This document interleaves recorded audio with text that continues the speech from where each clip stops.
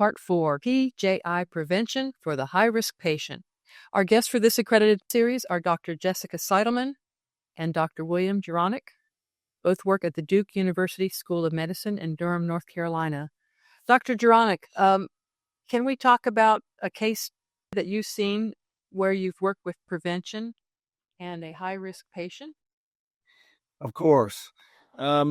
So when we talk about a high-risk patient for PJI, we're talking about a patient who's already infected. They have a PJI, but their chance of having an effective treatment is compromised some by their condition. And the thing that I'm sure everyone sees frequently is the obese patient with a BMI of 45 who has had a total knee replacement and has a PJI. In addition to their obesity, they also have a hemoglobin A1C of 9, and they have a albumin of 2.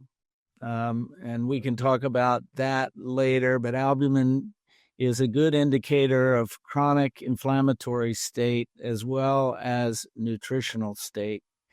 And with a low albumin, your chance of succeeding with our standard PJI treatments goes way down. So I think my strategy is involve the endocrinologist, get the A1C down, involve the medical weight loss doctor, start the patient on weight reduction. There's plenty of evidence that if you starve the patient, the results will be worse, but you have to have a intelligent way of reducing weight. And I think what you're hearing is this doesn't happen overnight. And depending on how severe the infection is, you may have to do something to treat it earlier than later. Obviously, if it's a staph infection and they have sepsis, that's a different story. But if you have, for example, the indolent type of infection that Dr. Sodelman has talked about, caused by staph epidermidis or other bug, and they likely have had that infection for months or years, I think there's no rush to take them to surgery, and so our focus is on optimizing that. And we've found that you can be pretty effective. You can certainly control the glucose, you can improve the albumin, you can improve their overall nutritional status, and I think that's what we should be doing before surgery. And Jesse may have some thoughts about this kind of patient. It's a generic patient. I didn't want to bring a specific patient, but it's a patient that probably everybody listening has seen in the U.S., the overweight, diabetic PJI patient. So, Dr. Seidelman? I think that was a really good summary. And again, just having had clinic with Bill very recently, I feel like we've had a lot of these discussions very recently. But no, I completely agree. It's about trying to modify the risk factors that are modifiable. We are not going to be able to modify the fact that someone is 85 years old. We are not going to be able to modify the fact that someone is a male instead of a female. But what we can try to do is modify the modifiable. And I think exactly like Bill said, this goes back to the multidisciplinary team, the multidisciplinary approach. So for us, we have specific people on our roster, on our team, where you will say, oh, this patient has really bad lymphedema. We need to send them to this individual to get this under better control. Similarly for weight loss. And there's a couple other things that, I really pay attention to as well. So, for instance, we have a lot of patients that have inflammatory arthritis. They may be on a lot of biologics, a lot of steroids, and, working with rheumatology to say, is there an opportunity to help to have the immune system help us fight this, so working with that, and again, I don't think that the albumin, the nutritional aspect, can be underestimated here. I think a lot of people will, someone who comes in with a high BMI, and they assume that that person is nutritionally sufficient. And actually, I think that the folks that are obese and have lower albumins are much more at risk of getting a PJI than those who may have an underweight BMI and have a low albumin. So I think that it's one of these things that more people need to be in tune to. It's something that Bill and I routinely will talk to people about in terms of optimizing their protein intake, how they can do this, different supplements. And again, like Bill said, it's not about starving people. It's not about just the weight, the BMI number. It's really about how can we get those albumin protein building blocks up so that when you have this catabolic process of, a prosthetic joint infection and the surgery, how do we get you to recover best from that? And then I think, again, other things from an ID standpoint, if someone has active infections of indwelling catheters, indwelling lines, these are all highways into the body for bacteria that are then going to find their way to the prosthetic joint again. So I will very commonly treat things like onychomycosis to make sure that that is not going to be a portal of entry. We have a lot of discussions with urology about, does this patient really need an indwelling Foley? With oncologists about what kind of line or central line a patient has in for specific treatment. And again, just going back to the concept of, it really is not just about ortho. It is really not just about ID. It's not even just about ID and ortho. It takes so many different specialists to make sure that these patients have a outcome. This approach must involve some difficult conversations. How do you educate the patients and tell them about prevention? By educating them about the success rate in patients with their same characteristics and how markedly worse those results are. Because you're right. Well, a lot of people, you tell them they need to lose weight and they say, well, why? Justify that for me. What's the real difference?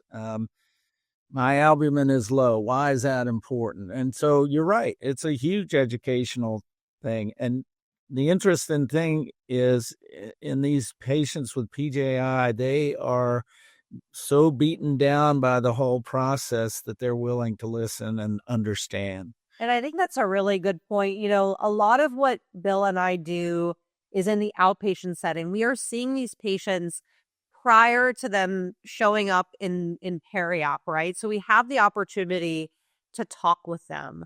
We have the opportunity to explain why we're doing what we're doing for them. And as Bill mentioned, a lot of these patients have had years and years of infection, years and years of surgery. They feel so isolated, so beaten down. And, there's good literature to suggest that these PJIs are as morbid as some very common cancer diagnoses here in the US. And, I think that when people have a diagnosis of cancer, there is a sentiment of people rallying around them, right? And there should be. But I think that with our patients specifically, folks feel like they have had their primary arthroplasty because they wanted a better life. They did this electively. They were going to be able to play more golf. They were going to be able to, walk on the beach with their family. And then they have this horrible complication where they're worse off than they were before.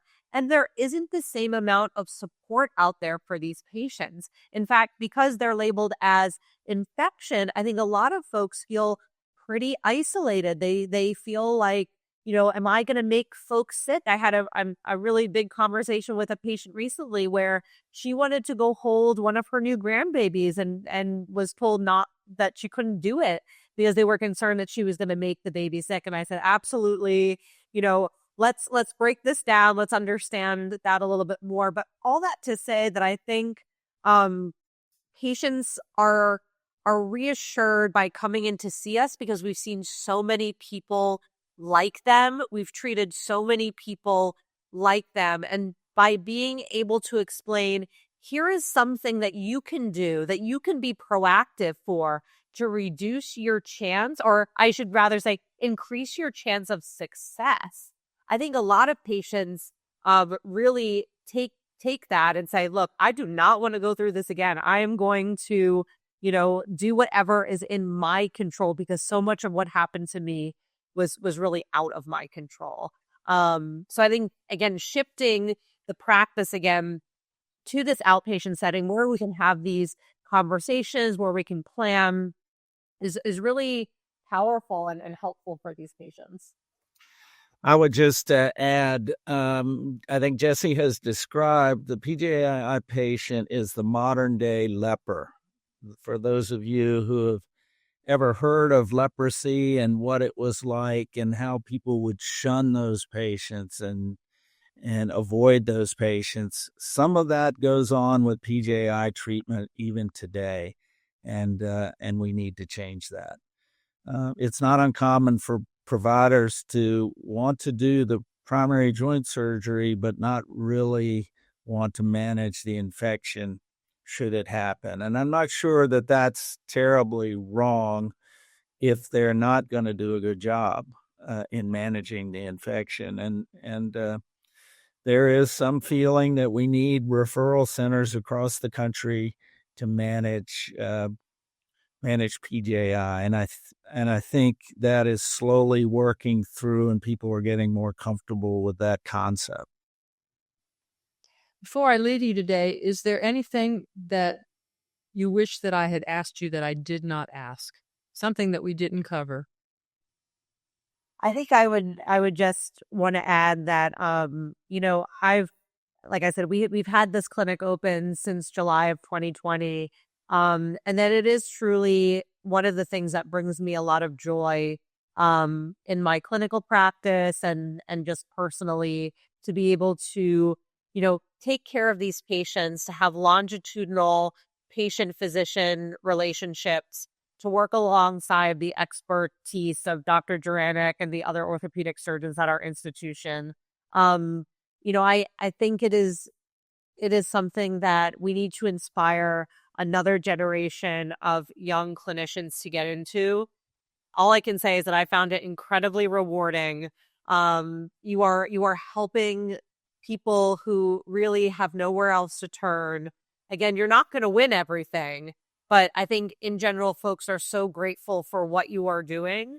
And just to say that I think it brings a lot of joy and a lot of hope to people, and just feel very fortunate to be able to practice along wonderful clinicians like Dr. Juranic. And I feel the same way with Dr. Sodelman. All righty. Well, thank you so much for taking time from your busy schedule. Thank you so much, Jane. Yeah, thank you so much for having us. This was wonderful. To obtain credit for this program, please listen to the video in full and click the button below the video for CME/CE evaluation. Fill in your information on the evaluation page and answer the questions. Upon submission of your evaluation, an email will be sent with your certificate to the email address you provided. If you do not receive your email certificate within a few minutes, please check your junk or spam folders for an email from info@medavera.com.